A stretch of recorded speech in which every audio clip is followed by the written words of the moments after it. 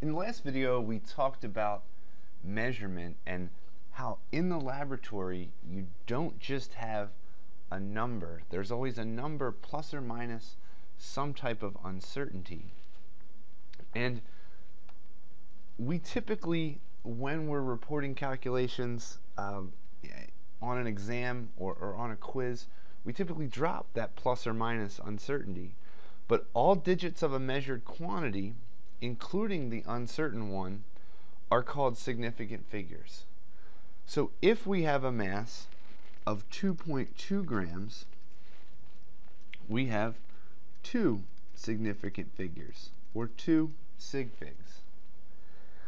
If, on the other hand, our mass is 2.2405 grams, then we have five significant figures. So when we're performing calculations, the greater number of significant figures, the greater number of certainty for our particular measurement. So we have to come up with a set of rules that will allow us to determine how many significant figures we have in a particular quantity.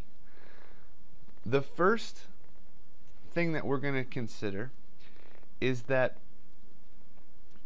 in any measurement, all non-zero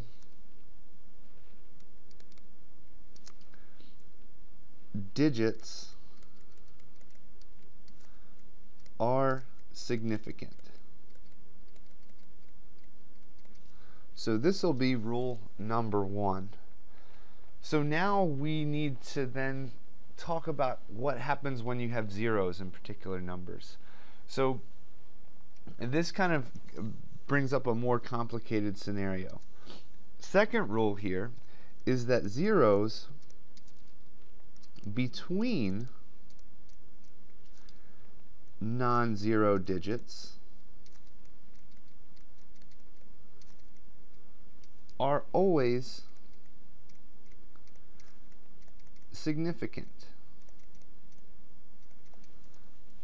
For an example, if we have 1,005 kilograms, we have four significant figures here. Or if we have 7.03 centimeters, here we have three significant figures. The zeros between non-zero digits are always significant. Rule number 3, zeros at the beginning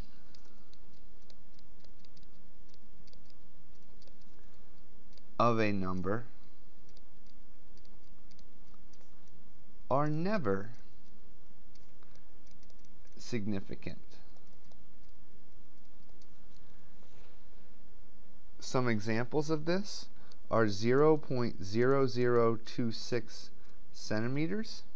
Here we have two significant figures because these zeros right here are not significant.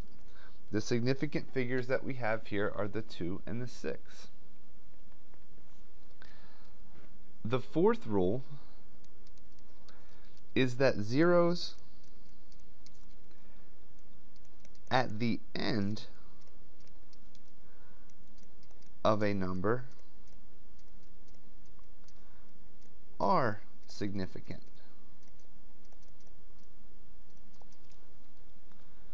So if we had 0.002600 centimeters, we have four significant figures, as opposed to only the two that we had in the previous example. A lot of times we can come into a situation where we have a number that ends with zeros but does not have a decimal point. For example, if we have the number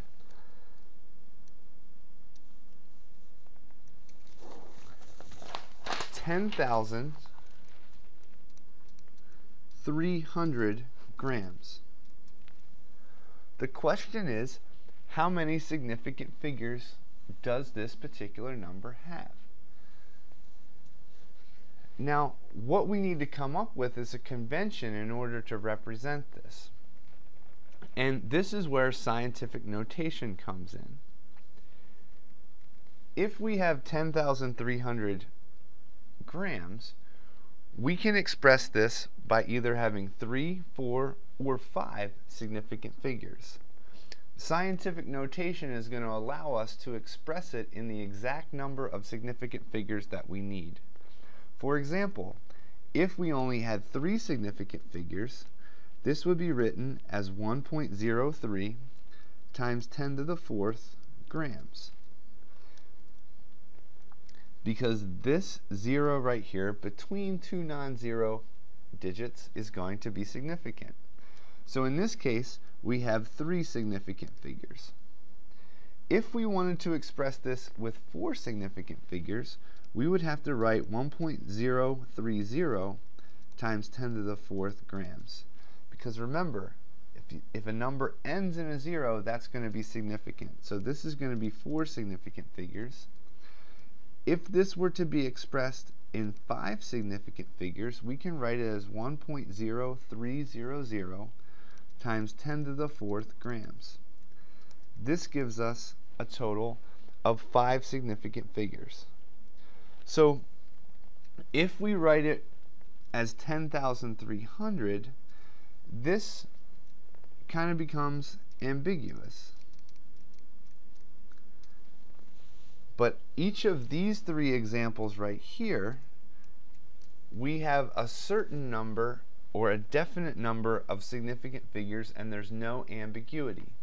So in these cases, it's best to express these numbers in scientific notation, because that will give the reader who's trying to follow your work the exact number of significant figures, and it will give a greater confidence in the certainty when they're looking at your data.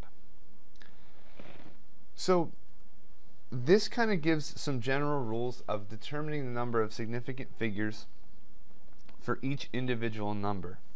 But what happens when we have significant figures in calculations?